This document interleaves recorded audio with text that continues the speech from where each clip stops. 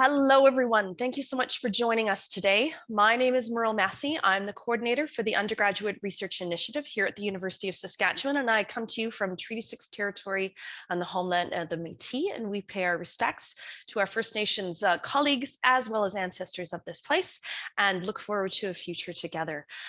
Thank you very much for coming to this presentation today. This is sort of part two of charts, graphs, and tables and how to do a better job of that. So if you're looking for part one, I'll put a link into our YouTube as well. But we have Michelle Boulton from 3C Publications with us, who is a specialist in taking those data visuals and making them really pop and sing. And so today is Makeover 101 for your charts, graphs, and tables. It's sort of my quick version of saying what we're going to be up to today. And with that, I'm going to pass it directly over to Michelle, and she will take it away. Thank you, Merle, and thank you for having me back again this week. Thank any of you who were with us last week. It was kind of a beta presentation for me. It was a newer one that I haven't done before. And so I did notice when I went through my slides afterwards, there was a few typos. I'm sorry about the boo-boos. So, but thank you for being my beta audience last week. So I have the chance to go back and polish that up a little bit for the next one. So today, this is a presentation I've done before. I call it Before and After, a makeover for your tables, charts, and graphs.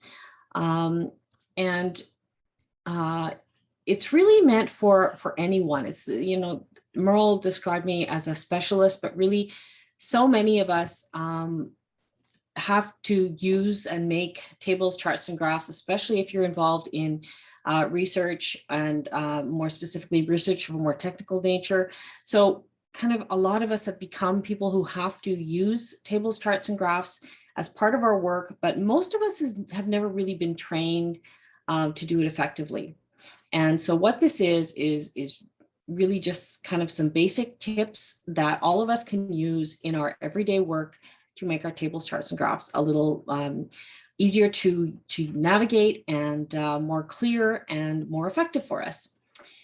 And so with that, I'm going to get going. Before I start, I'm going to invite you to please feel free to pop into the chat or to raise your hand. I think Merle's going to be watching, and I'd prefer to have kind of a dialogue or a conversation as we go, rather than just me being, you know, the specialist up in front of you, giving you all of my infinite wisdom. Ask questions, contribute some information you might have heard that might differ from what I'm saying. Please feel free to make this as interactive as possible. And I think it's a little more interesting and engaging if we do it that way too. So as I go along, feel free to pop in with some questions or contributions. So as I mentioned, this is part two of our of a presentation. And if you were with us last week, you'll probably remember this slide. And it's just a bit of recap for those of you who were here, but a bit of new information for those of you joining us for the first time today. So what I was talking about is the fact that the human beings are really wired to use visuals. We are very visual creatures. It works well for us. It's something that dates way back to our prehistoric ancestors, right? It's just how we work. So even today, our brains basically contribute more energy to sight than all of the other senses combined. We have about 70% of our sensory receptors in our eyes. And when our eyes are open, vision accounts for 2/3 of the electrical activity in our brain. So it's something that our bodies, our brains naturally commit a lot of energy to. And it's something that our brains innately understand. We're visual.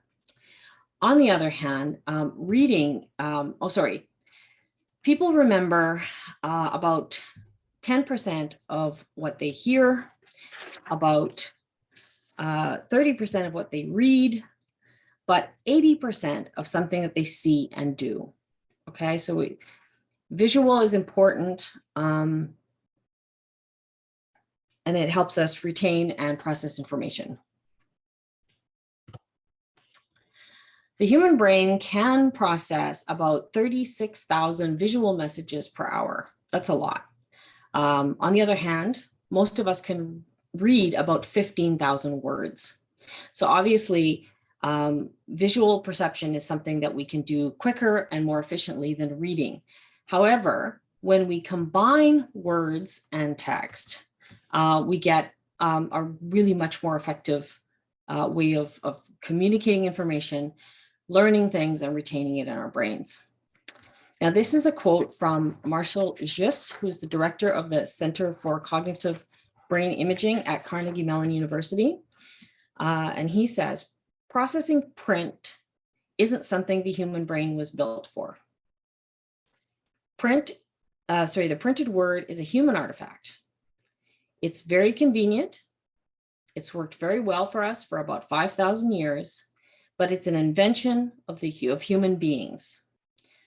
By contrast, Mother Nature built into our brain our ability to see the visual world and interpret it. I'm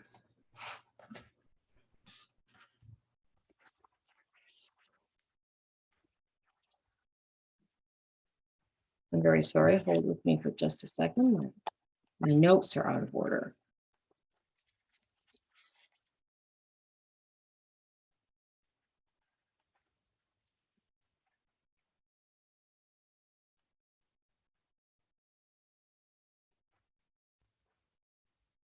Okay. So one of the ways we can use words and visuals together is something called it's like visualizations or visual graphics. I'm so sorry.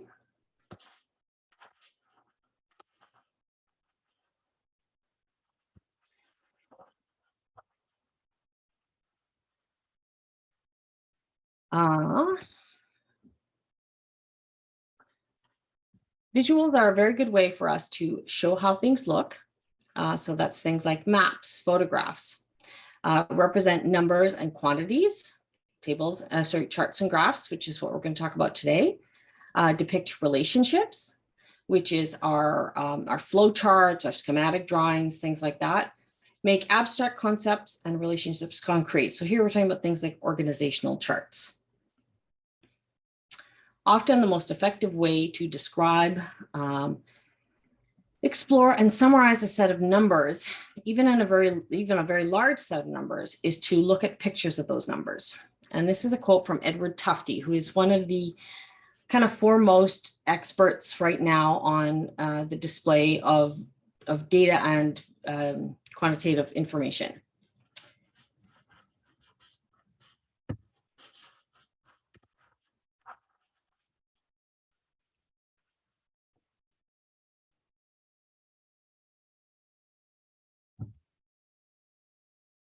Charts and graphs can be used to make comparisons, show trends, demonstrate relationships.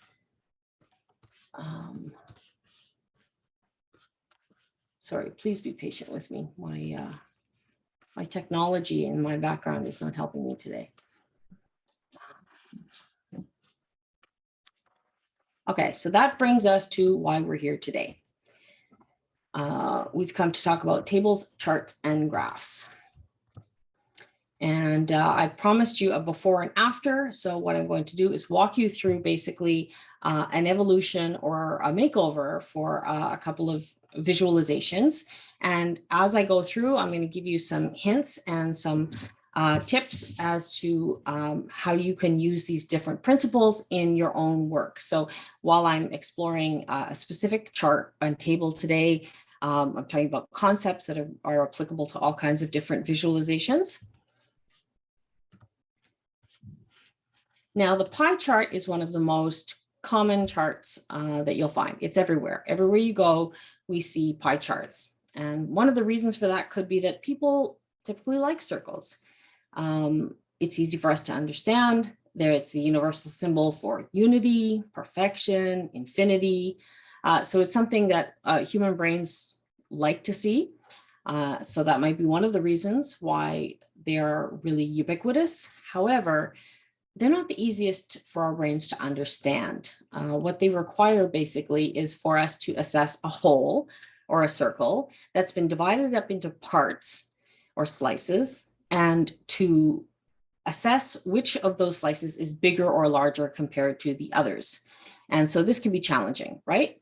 Our brains don't intuitively understand easily how to kind of gauge which wedge of the pie is bigger or larger, especially if they're very close to the same size. So while pie charts are very popular, they are not always the easiest to understand. Another quote from Tufte: above all else, show us the data.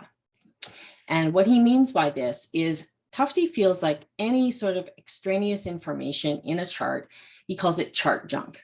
Anything that gets in the way of communicating the data or the information that's just used as, kind of an embellishment or a decoration, but also things that some of us might feel are essential to charts, such as, the grid lines, the borders, but also some of that stuff like special effects, patterned backgrounds, all kinds of stuff. He considers this chart junk, and he thinks it gets in the way, and he wants us all to just declutter. Let's use the Marie Kondo example and declutter our charts and graphs and get rid of all of this stuff. So let's start with a very typical pie chart that we might have seen just about anywhere you go. This is often what they look like. And we're going to start to declutter our chart and make it easier to understand and more user-friendly. So the first thing I did, as you'll notice, is we've got this legend that appears on the side, and usually this is how our software creates pie charts for us. The problem with the legend, of course, is that it means the reader has to keep going back and forth and looking at the legend and the chart to figure out, okay, what is the orange again? What is the green? So there's a lot of extra cognitive effort that goes into reading a pie chart with a legend because we have to keep shifting our focus and our attention. If we replace the legend with labels, now suddenly it's much, much easier for the reader because we've shown them, they don't have to look around and try to figure out what they're looking at or remember in their brains what they're looking at. We've labeled the chart. They know exactly what each pie represents. Now, the next thing I want to do is take out the border. Borders are very, very common. Most of the default software, most of the defaults in our software that creates charts will put a border in, but it contributes absolutely nothing to what the chart is trying to communicate. It's simply a box around it that we don't need. And so we've taken our border out. Now, the next thing I want to talk about is the 3D effects. Again, they're very common. I've had clients who say, oh, no, but they look more quote unquote professional. They look more sophisticated. They think the 3D effect makes the chart pop and get your attention. And 3D effects do get your attention, right? But they are clearly exactly what Tufte would call embellishments. And they get in the way of communicating data clearly. So when you look at these two examples, the one on the right, we have our 3D chart, and the one on the left is the same chart, but it's flat. It doesn't have that 3D effect. And what I've done is I've shown you the angles on the one on the left and then superimpose them on the 3D chart. And you can see clearly where the 3D effect is distorting or skewing the distinction of the size of the different wedges. So suddenly they look different than they actually are. So that's the biggest problem with 3D, and that's usually why we advise not to use it. So here we have our chart. We've taken the border off. We've labeled our wedges issly. We've taken out that 3D effect, and this is already getting a lot clearer and easier to understand. Now, the next thing I want to address is the text in the labels.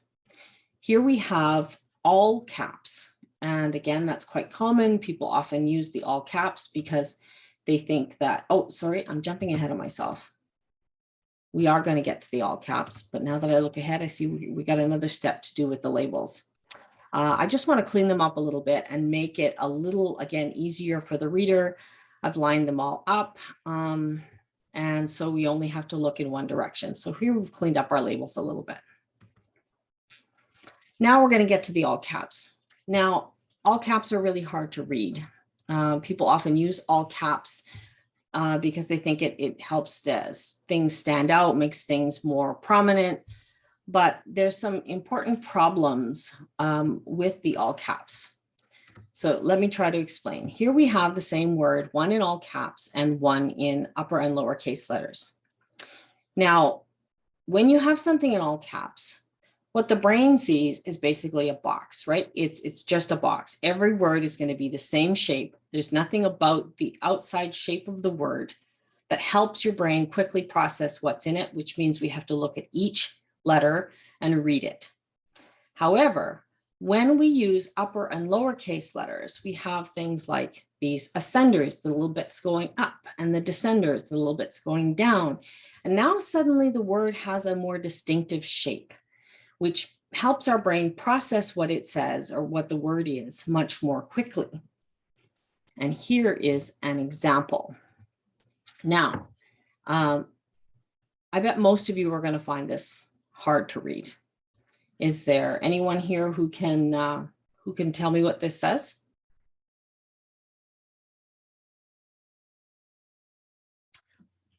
Likely not.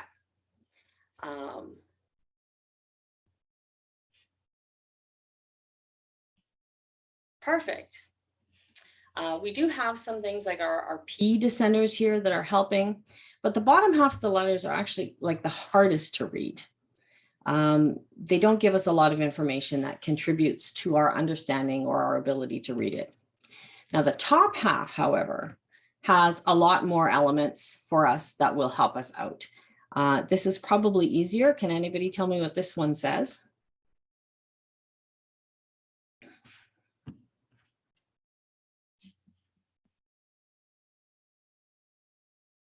Perfect, exactly. But most of you will easily be able to read this line.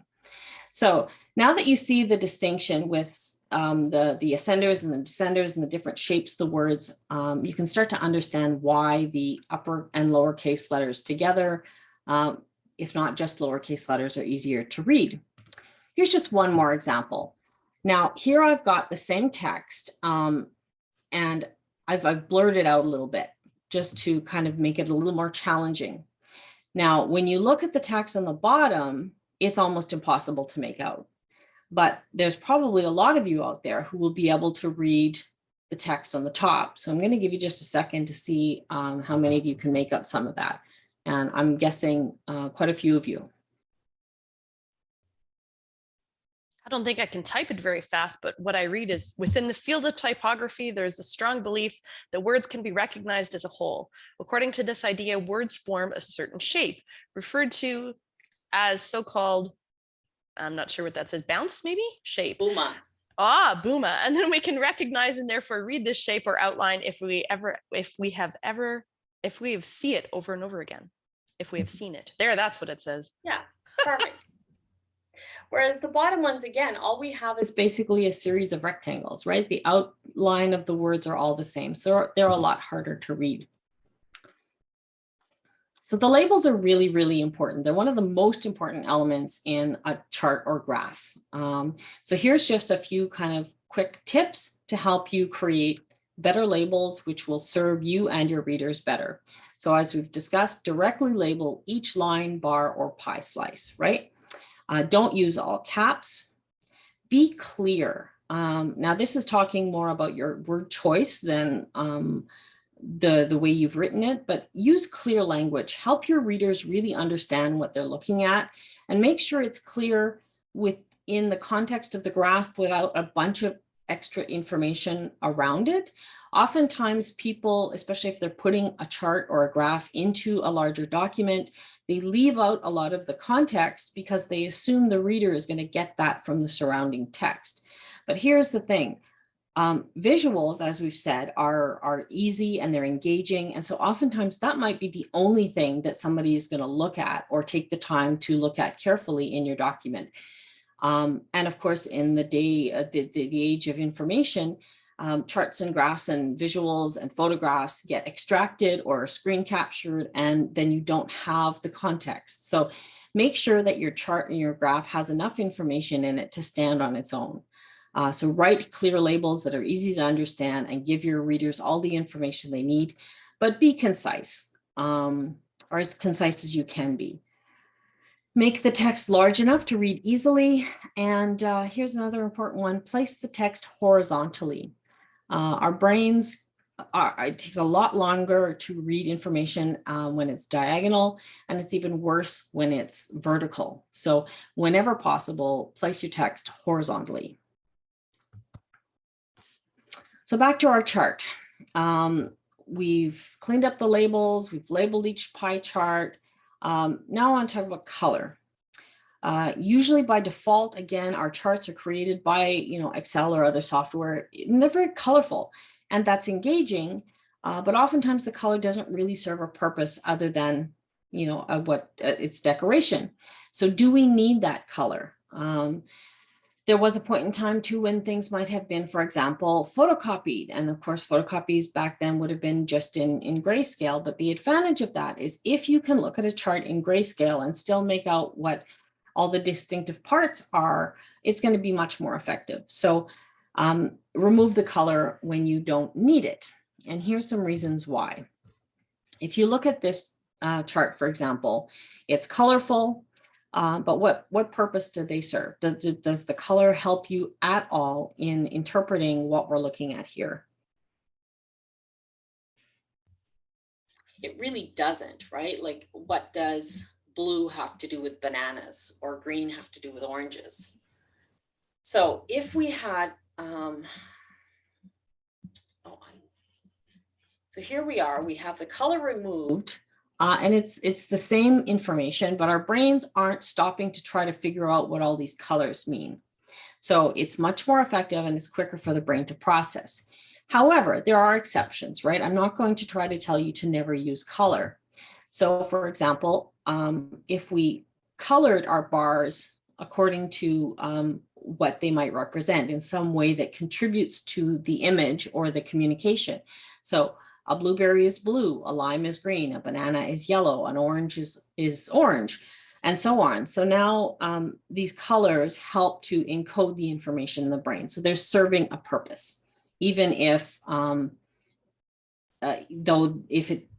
even though without the color, it still communicates that in this instance, the color is helping our brains hold on to the information. So let's try an experiment. And I've never done this one before. So I'm going to show you an image and then I'm going to ask you a question.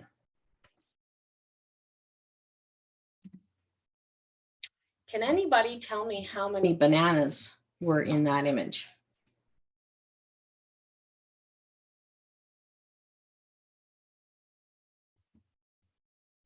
Those are some good guesses.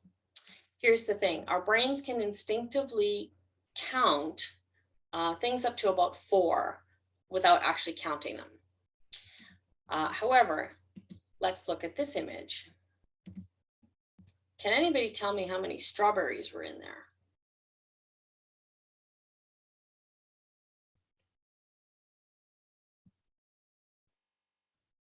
Pretty close. Oops. Let's go back to our strawberries. There were 5 of them. But again, because of the color encoding, you were quickly able to assess and remember how many there were when I took the image away after, just a couple of seconds. So in this instance, the color is serving a purpose. Obviously, strawberries are red. Now, if I had colored the limes red and the strawberries green and asked you the same question, it would have been a lot harder. So again, use color with purpose and avoid it when you don't need it. So Mr. Tufte also believes that if you're going to use color, you should use what he calls kind of the softer colors of nature. Sorry, blues, yellows, grays. He says those are easy on the eyes. They're familiar. They're soft. They don't attract too much attention. And he says to reserve the bright colors like, reds or purples for drawing attention to key elements that you really want to stand out.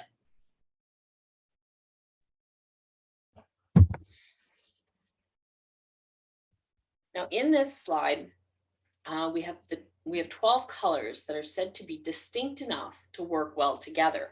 Because here's the other problem, right? When you're putting together, let's say, a pie chart, and you decide you're going to use colors, how to use colors so that you can really distinctly see each pie chart wedge or bar from each other. How many times have you looked at a pie chart and then you look at the legend and you can't quite figure out, is this purpley orange, or is this orangey blue, or you know what I'm saying? So things get really muddy where colors look too similar, especially if the legend is not giving you a big enough sample. But these are colors that are said to be distinct enough to work well together and be distinct from each other. The original list was compiled by Brent Berlin and Paul Kays in 1969. And then the cyan was added by Colin Ware in 2000. So this is a list that's been around for a while and has gone through a lot of assessment. So there are your kind of ideal color choices if you need to use color in a graph. All right, back to our makeover. So now we have our chart. We've cleaned up our labels. We've taken out the all caps. We've taken out the color. What's next? Oh, well, that was dramatic. We're going to take the wedges right out altogether. As I said in the beginning, pie charts are really hard to read. Our brains don't process pies very effectively. So I tried something really radical and I took the pie wedges right out altogether. And if you were kind of really intuitive, you would have noticed that when I changed up my labels, they actually looked more, they were the right length, they were proportional to be a bar graph, which is going to be much more effective at communicating our information. So we'll thicken up our little legend, our little label lines. We've got a nice bar chart now. And even the way it is, before we go any further, I would assume that most of you would think that this is much easier to interpret than the pie chart. But we can do more.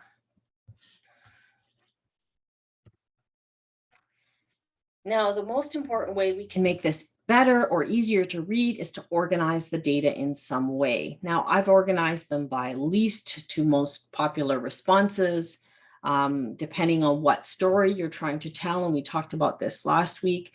You might arrange them differently. Least to lowest to highest, highest to lowest. Those are intuitive and common ways to do it. But again, they quickly help the reader understand how these things compare to each other. And especially if the pieces are closer to the same length, it just takes some of the work. You do some of the work for your readers so they don't have to, right? It's in order of number. That also works with pie charts, by the way. If you are going to leave it in a pie, order your wedges from least to most or vice versa, so that people know that even if some of the wedges look to be very close to the same size, they're in an order from largest to smallest. So it helps them interpret and read the information. So we've organized the information and we talked about highlighting important information. And if you were with us last week, again, this is one of these ways that we help the reader understand which parts of the chart or graph we think are important and what we're trying to, the key message we're trying to communicate. So again, there's no right or wrong answer here. This is going to be up to you and the context of what you're communicating. So I've chosen here to highlight excellent. And you might say, well, why excellent? Wouldn't you want them to know that a lot of people thought this was like the best presentation they've seen all day? But here's the thing. That's the smallest sample. So I don't necessarily want people to notice that only a few people thought this was the best presentation they'd looked at. But hey, look at how many people thought this thing was really excellent. So that, for my story today, was the thing I was choosing to draw attention to. And you might also have noticed that rather than make excellent a bright color, for example, I've chosen to send some of the other bars to recede them, to make them gray, to send them to the background so they're not as prominent. And so that's another way you can do it. If you want to really draw attention to one element, you can just make the other ones softer or more muted. Oftentimes they contribute information, but they aren't the most important aspect of what we're looking at. So here's an example that I just happened upon earlier this week, actually, and so I thought I would share it. And this comes from visualcapitalist.com, which probably a lot of you are familiar with. So what they're wanting to talk about in this graph is the decline of the fertility rate. And all of these lines will come from specific data, but they really only wanted to highlight this one. They've made a few of them kind of darker, and so we can see the context of a select few. So there's all of this information in there, but they're really only focusing the reader on this one purple bar. Yeah, you can see I've got the URL for this specific one on the bottom. So, so there's our example. Back to Edward Tufte again, above all else, show the data, right? Because that's really what we're trying to do. It's not necessarily about being pretty, although aesthetics are important. It's really about making sure that the data is prominent and the easiest thing, the most important part of what we're showing. So let's review, shall we? And I'm going to flip really quickly through what we've done, and so we can kind of have a quick recap. So we started with this lovely pie chart. We replaced the legend with labels. We removed the border. We removed the 3D effect. Cleaned up the labels. Took out the all caps. Oh, removed the color. Removed the wedges. Made our lines thicker. Organized our data. Highlighted the important information. And so what we ended up with was a much more effective visualization than the very colorful and bright 3D pie chart that we started with at the beginning. So now we're going to look at a table. And the table I have for you today is an actual table that was presented to me by a client. And here it is. This looks like so many of the tables that we get presented with, and so much about it is not serving the reader well. So this is from a police services annual report that I worked on a few years ago, and it's a wealth of what not to do. Let's get started. The very first thing you want to do is get rid of all those color fills. You know, we talked earlier about how color should be used when it serves a purpose. Some people would say, oh, well, it was showing every other row, so that was the purpose it was serving, but really we don't need it. We can distinguish each of these rows without those color fills. They had no value to our communication. So we've taken out the color fills. Next, we've removed the grid lines. And this is something that I do with almost all of the charts I work on. The grid lines are almost never necessary. If your chart is designed, if your table is designed well, the reader will be able to follow from the beginning of the row to the end of the row. And if they can't, there's a lot of more effective ways we can help guide the eye to make sure that they can read the chart. So the next thing I want to do is align the text and the numbers. When you right align numbers, they're much easier for the reader to compare them because they line up in the way we would use them mathematically, right? So we can easily spot the smallest numbers and some of the biggest numbers. If our brain wants to do some quick math in our heads, this is much easier for us to do now. And so it communicates much more quickly and effectively. And again, text is something typically we read from left to right. And so we've aligned all of our text along to the left. Now I've taken the point of aligning the heading and the titles with our text below. Quite often people will leave things centered, and that doesn't really serve the reader well. So we've just aligned the titles with the data. So this is a much cleaner way and easier way to read our text. So I talked about how there are other ways to guide the reader's eye that aren't grid lines. So what I've done is I've added some important white space here. And if you are reading here, you'll notice that we had a group of tickets issued, traffic safety violations, criminal code violations, and collisions. So rather than put a line in between these different groupings, what I've done is just added a little white space. And so what we've done is we've used some white space to create groupings that are understood by the readers, like our brains immediately process these groupings without us having to tell them that they're groupings. And the reasons we do this can be explained using Gestalt principles of visual perception. And Gestalt is simply a German word for pattern. And what it means is that our brains recognize certain patterns instinctively, and we understand them without having to use a lot of cognitive effort to actually think about it. So it's things that our brains kind of immediately understand without just having to think too much about it. And one of the most important principles for creating tables and charts is the idea of proximity. By putting things close together, we create the perception of groups. So we don't have to tell anyone, this is a group, and this is a group, and this is a group. The brain just quickly processes that and sees groups where without us having to explicitly say, oh, here's a group. And one of the ways we can use that, for example, is in tables and charts. Is in tables. So here we have our a grid of squares. They're all the same distance apart. There's absolutely nothing here to give you any sense that these are anything but a grid of squares. However, if we put just a little bit more space in certain areas of the groupings and less in others, so for example, here now, these squares are closer together vertically and further apart horizontally. And now we've given the perception of rows. We don't have to tell anyone. The eye just follows this and it perceives these as rows, and these ones here as columns. It's something the brain, again, just quickly does without us having to teach it. The next Gestalt principle that I want to talk about is similarity. And so as soon as we make something different, the brain looks to pair it with other things that are different in the same ways.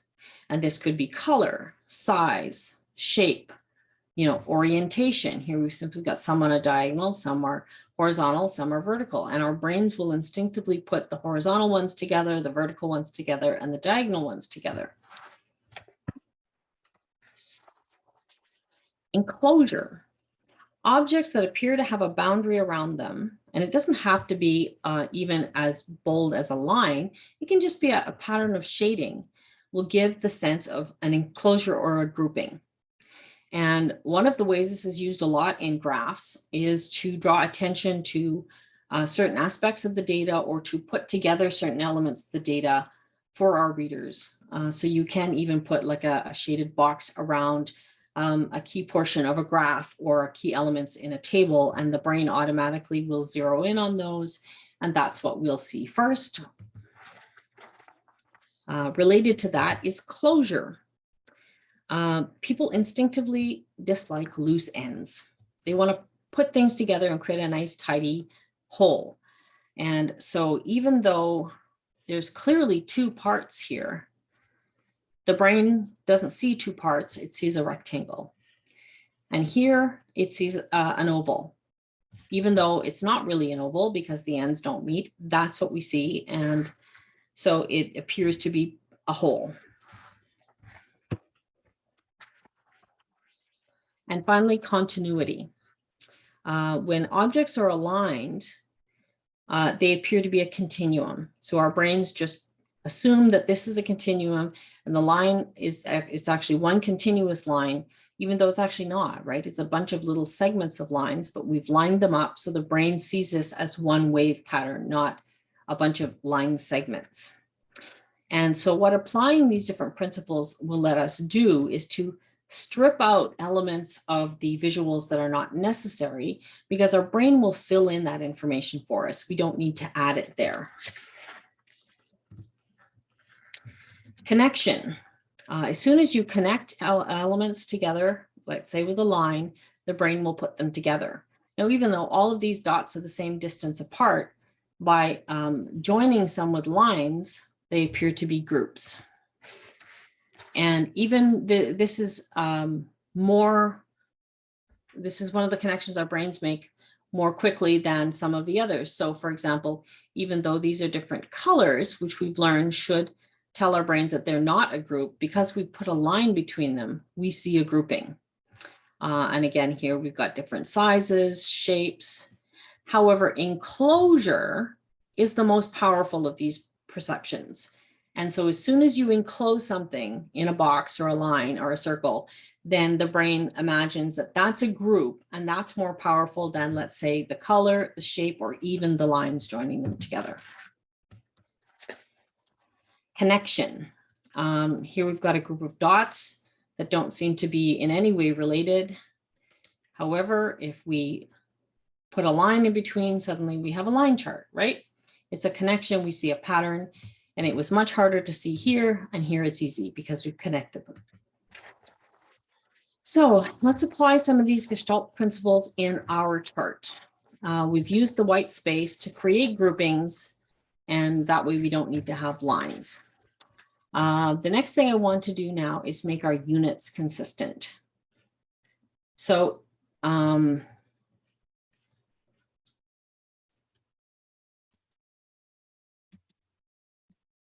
then we're going to round our numbers. And the brain processes whole numbers much more quickly than percentages. It's not percentages, sorry, as decimals. And so we've rounded our numbers, right, from 3.15 to 319 minus 13. And with these round numbers, it's much quicker for the brain to process these things. Removing repetition. Now, this is a really important way that we can take out all kinds of elements in a chart and still make them very easy to understand. So for example, we had tickets issued, repeated, traffic safety, repeated, but also even the percentage down here. We don't need to tell people that all of the items in here are percentages if we have put it up at the top, right? So here we've created groupings. These are all tickets issued. These are all percentages. And we've taken out some of this redundancy to give a much cleaner, easier to read chart. And it's much more open now and much more inviting. We're much more likely to or inclined to spend some time with this chart. The next thing we did was organize the data in some way. And if you look at the first ones, they're kind of all over the map. Again, there's no right or wrong way to organize the data. That's going to be up to what your needs are. And so, for example, these ones are most to least, and that was generally how we tried to organize some of these, but there's no right or wrong way. Try to figure out what it is you're trying to communicate and organize the data in some way that your reader can more quickly pick up on these trends or key information that you want them to look at. So now we've organized the data. Oh, and I've aligned our text along the top of their groupings. The brain reads from top left across, and so it just helps the brain, if you were noting, oops. Here, for example, this is centered in here, and now we've aligned them all. So it's just a little cleaner and again, helps to guide the eye. And finally, we're going to highlight the key or important information. So maybe what we want to highlight is that, you know, there were this many tickets issued, and look at that, they've gone down by 15%. These ones have gone down by 3%, and collisions have gone down by 55%. And so those are the key elements that I've decided to highlight in this particular chart. And again, I've used contrast, right? I've made some of these bolder by making the others lighter. And so I've done that using contrast. And contrast basically is a difference in tone. And the highest contrast is going to be black and white. So for text, black text on a white background is going to give you the highest contrast and is going to be the easiest to read. And everything moving away from that is going to be harder and harder. Now this element, the yellow on the green, believe it or not, I actually have an example from a University of Saskatchewan document that uses exactly this, but it's really, really hard to read because there's very little contrast, right? So let me illustrate this. If you were with us last week, you will have seen this demonstration, so bear with me. Here I have a sequence of circles, but there's absolutely nothing in the sequence to draw your eye to one or the other. There's no reason to suspect that any of them are more important than the other ones. You might look first, for example, at the one at the top left, because that's how we instinctively read things, but there's nothing here to guide the eye to what might be the most important element. Now, if we make one of them red, suddenly that's the first place you look, and you perceive that quickly and without thinking about it to be the most important element. However, if we move that element to some other area in the chart, even though that's not the first circle or the one in the top left, that's still where your eye goes first, and that's still what you perceive to be the most important element of our chart. So here is our chart then. Now that we've finished with it, we'll review quickly to see what we've done. Before I do that, I'll give you these are 6 rules of plane figures, and these come from Ehrenberg and in his book, The Problem of Numeracy. And so present figures in some logical order. We've talked about that over and over today, right?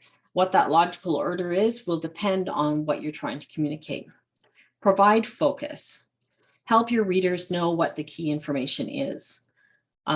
It's fine to want to provide all of the data and allow them to explore everything you're showing them, but I have to assume that there's some aspect of this that either supports your findings or in some way contributes more profoundly to what you're trying to communicate than others. So provide that focus.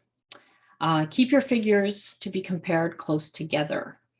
And that's, again, about proximity, right? And aligning them so that you can quickly compare single digits to, double digits, triple digits, without even reading the numbers. When you see these different distinctions visually with the white space around them, your brain knows that these are, single digits and double digits. So you don't have to, and that the double digits are bigger, right? So keep them close together, round your figures for clarity. Provide a summary. We haven't talked about that yet today, but in the surrounding text, or even in your table title, or perhaps as a note in the table or chart somewhere, provide a summary so that they know what you're communicating, why it's relevant. And using white space, right? Use layout to guide the eye. White space, color, contrast, these are all ways we can help guide the eye to the most important elements of our charts. Once again, let's do a quick recap. Here's our original chart. Isn't that beautiful?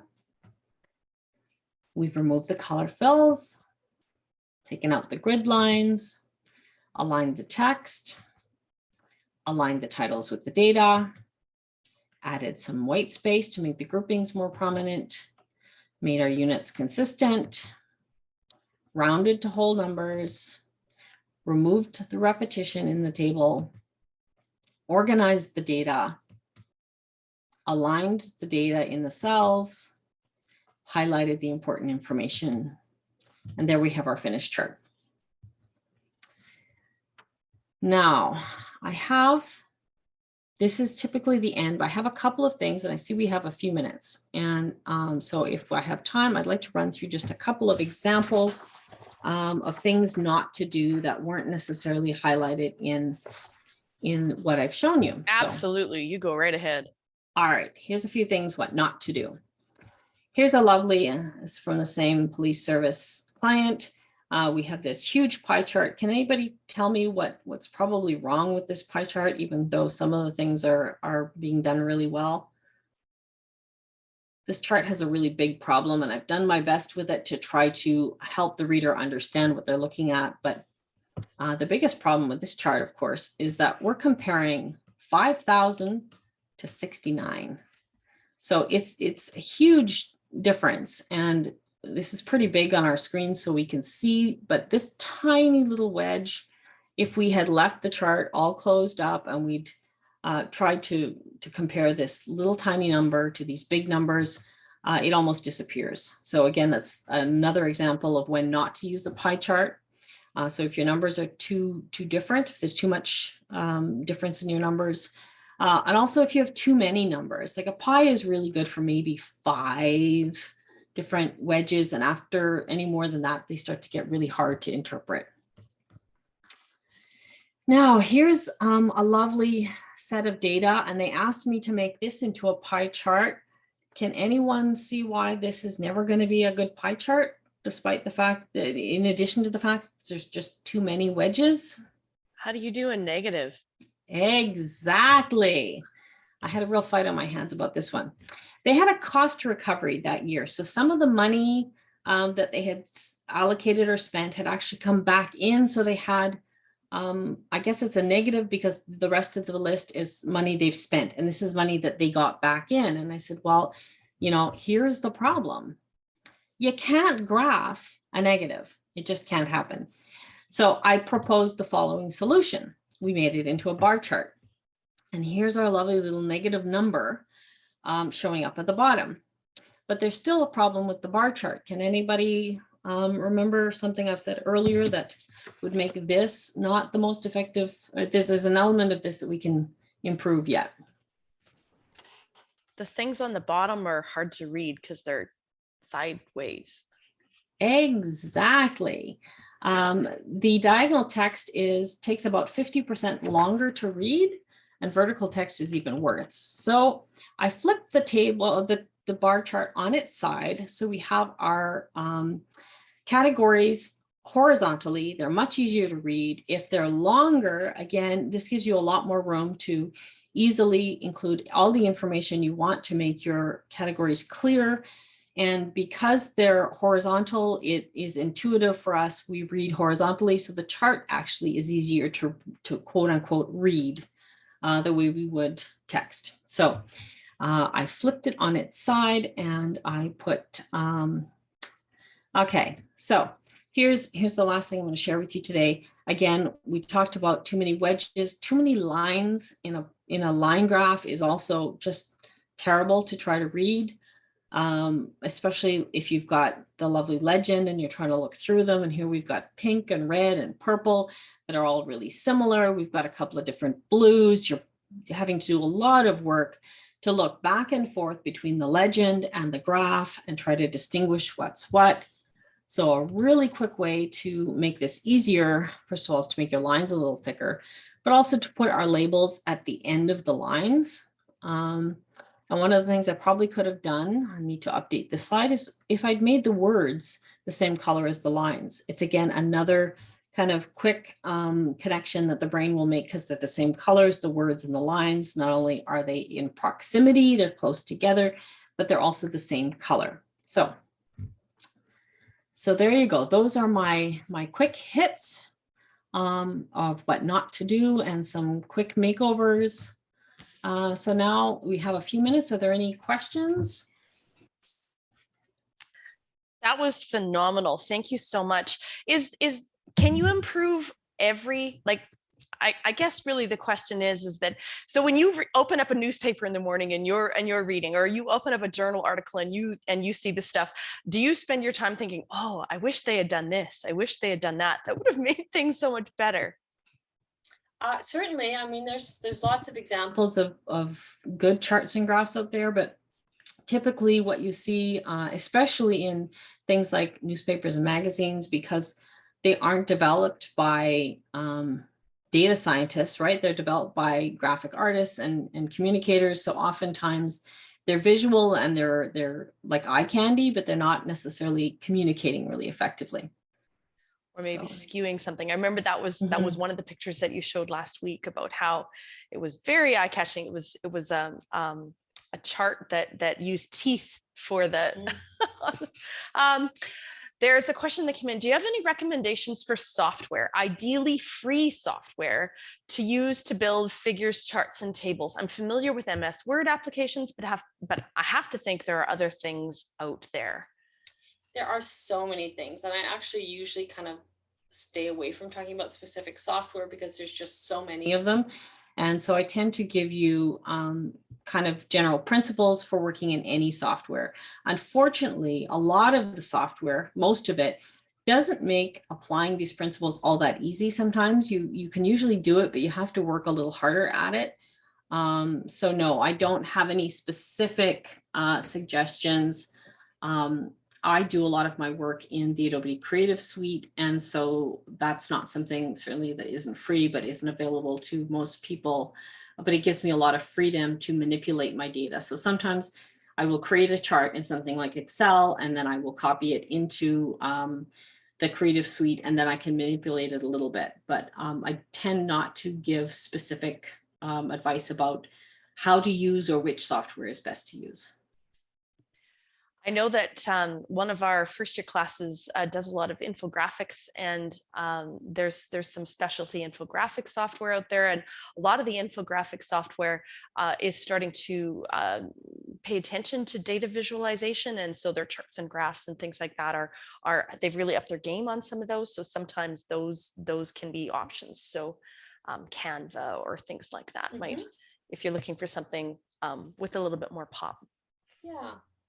But generally speaking, I think one of the most important things you can take away from a presentation like this is, really in many respects, less is more, right? Take away anything in your chart, your graph that isn't contributing to the communication of your key points. So usually it's about taking advantage of fewer features rather than more features. Is there any particular style of chart and graph that you would suggest that people stay away from? Well, like I say, pies are hard. Pies are really hard. They're very popular, but it's just not something the brain intuitively interprets well. The most effective, if you're going to have one kind of standard go-to, is usually your bar graph, because oftentimes bars, they're the most flexible. They're not the sexiest necessarily, but they are going to communicate the most clearly, even with very small distinctions between the elements, especially if you've lined them up from most to least or vice versa.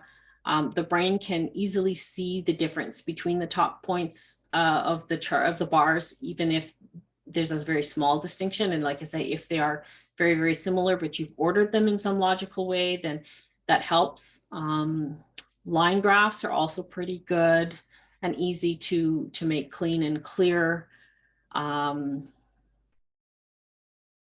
Sometimes really too, it's just about showing people the actual numbers, right? Like if you can't figure out how to make an effective data visualization, sometimes it's just about showing the data.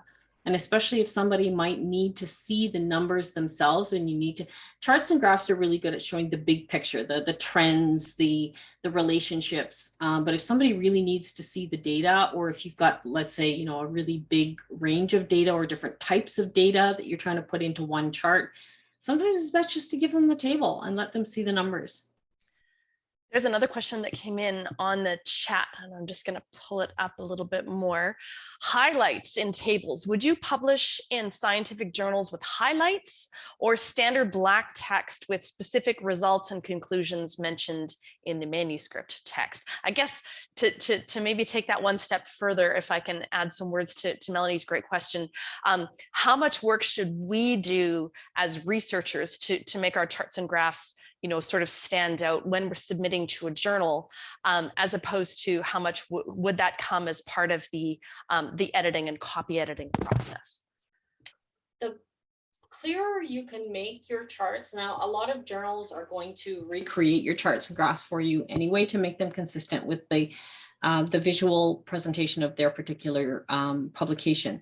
However, if you can give them a really clear, especially things like highlighting certain elements of a table, right? Like if you want to make certain elements stand out and you've made those bolder than the rest or in a specific color, likely the journal will recognize that that's important. And if they can, they will include that in the presentation. So the more work you can do before they get to the designer at the journal, the more likely you are to have your information communicated the way you want.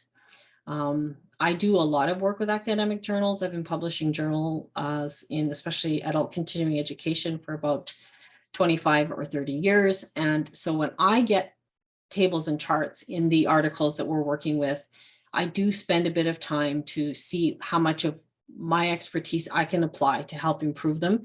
I don't know how much other journals will do for you there. So the better you can make your original presentations, the better it is. That makes good sense. In terms of presenting, let me back up. So sometimes we're making data visualizations because we want to publish it in a journal, but sometimes we're doing data visualization because we're doing a presentation or a 3-minute thesis or something like that. Do you have suggestions or recommendations of anything that we should maybe do different depending on how we're presenting or where we're presenting the information? If you're doing a more like scientific or journal type presentation, you might end up putting more detail into the charts and graphs than you would for a more visual display. We talked a little bit last week about how when you're presenting information, especially in something like this where you're doing a PowerPoint, if you put too much into your charts or your tables that you put up in front of your audience, what's going to start happening is they're going to start reading what you're giving them, because that's instinctively what we do. And then they're not listening to you anymore, right? So now they're paying attention to your chart or your visualization, but they're not paying attention to you. So in those instances, I usually tell people to pare back a little bit and put less is more again. And if you're putting it into a more scientific or research based context, like a journal article, you can add a few more elements, because assumably your readers are going to spend a little more time with them. And maybe they do actually need to see, like the actual totals or numbers. So you might add, for example, your percentages into your bars in your bar chart, because you need them to see the numbers. That makes sense. I'm just replying to a couple of comments on the chat. If you're looking for access to any of our previous, we've a growing list of videos, previous training videos under our undergraduate research initiative, and I've put the link to our YouTube.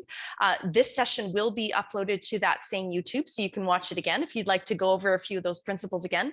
And I'm also going to put a link in the chat to our upcoming sessions. If you'd like to, all of our sessions that we run through the Undergraduate Research Initiative are always open to everyone across campus, undergraduate students, graduate students, staff, faculty, anyone actually. So if you don't fall under an undergraduate category but still want to come and because a lot of us work with some of these design principles all the time, and so it's not just undergraduate students who might need a few refreshers and reminders on some of these. What's your one, if you had one big pet peeve, what's your one big pet peeve that you wish that everybody would do this on their charts and graphs?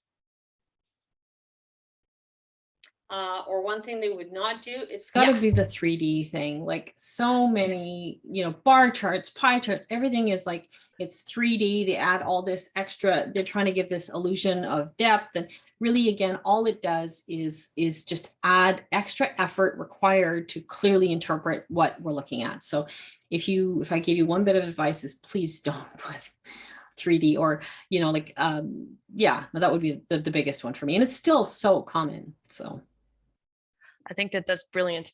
The I always find them kind of off-putting, because I'm never quite sure if I'm looking at the right thing. That's what I find with 3D ones, that I find them quite hard to follow. Thank you very much. Go ahead. I hear someone that was going to talk.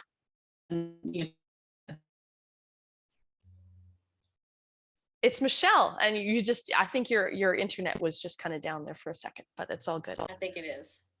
No, I was just going to say there's a real range from the minimalists like Edward Tufte to the more visuals like Holmes that I shared last week. But essentially, it's about showing the data And so I find that I lean towards the clearer, cleaner side rather than the more visual and engaging side. Makes perfect sense to me. I don't see any more questions coming in on the chat. Michelle, thank you so much for offering us your expertise, both for last week's session and for this week's session. I know that I've learned an awful lot about how to do these things and how to do them better and how to make them more clear and concise. Thank you so much for all your great tips and tricks. We really appreciate your time and energy that you've gifted to us here at the SURE program. You're welcome. I hope it was useful. Very useful. Thank you so much.